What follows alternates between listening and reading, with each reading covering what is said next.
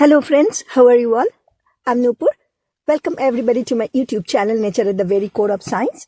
I will be continuing reading the book, The Best Fight. Today I will be reading chapter 3, and we have seen that in chapter 2, how frustrated Jamie became because he felt that even the special education class reading program is not helping him much, and the teacher is telling everybody great without any greater implication or really something serious accomplishment they are achieving.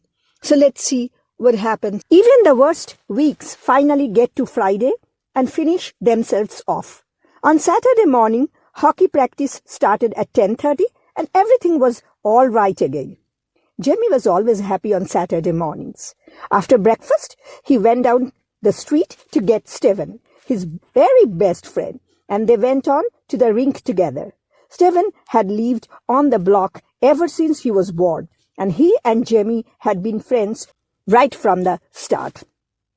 They began school in the same kindergarten, but then Stephen had taken some kind of test that showed he could learn faster than almost anyone. So now he went to a different school where they taught everything faster than normal.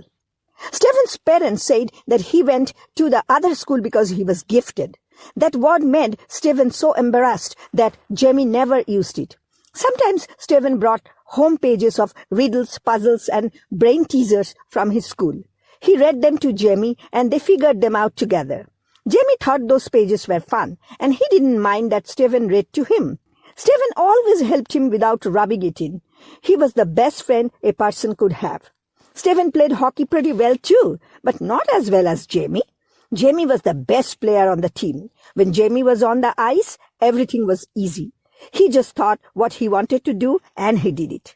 This was his third winter with the team, and he knew all the players so well he felt he would always known them. When he had the puck, he hardly ever lost it. When he shot, the puck went through. He could skate so fast he even surprised himself sometimes. The coach really liked the way he played. Jamie could tell because after practice, as they swung up off the ice, the coach would say a word or two to each of them. Work on your stick handling, Sean.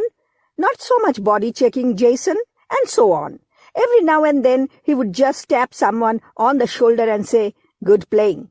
That's what he nearly always said to Jamie. "Good playing, Jamie." It made a lot of the dumb school stuff stop hurting for a while. After hockey practice, Jamie and Stephen always went over to the shopping center and spent most of their allowances on hamburgers.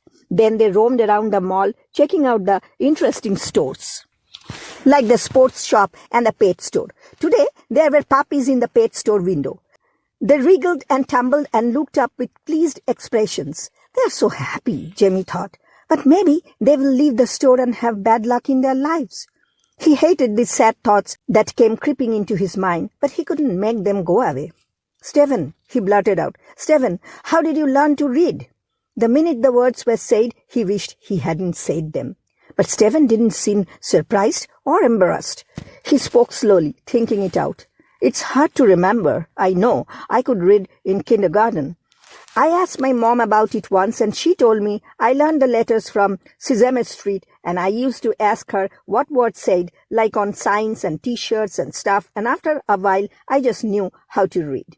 It wasn't really learning, like studying science or something. It just happened." Jamie stared at the foolish, hopeful puppies. "It just happened," he thought. "It just happened, but it never happened to me. There's something wrong with my head where reading should be. I will never ever learn." The puppies got all blurred and shimmery. "Don't cry," he told himself desperately.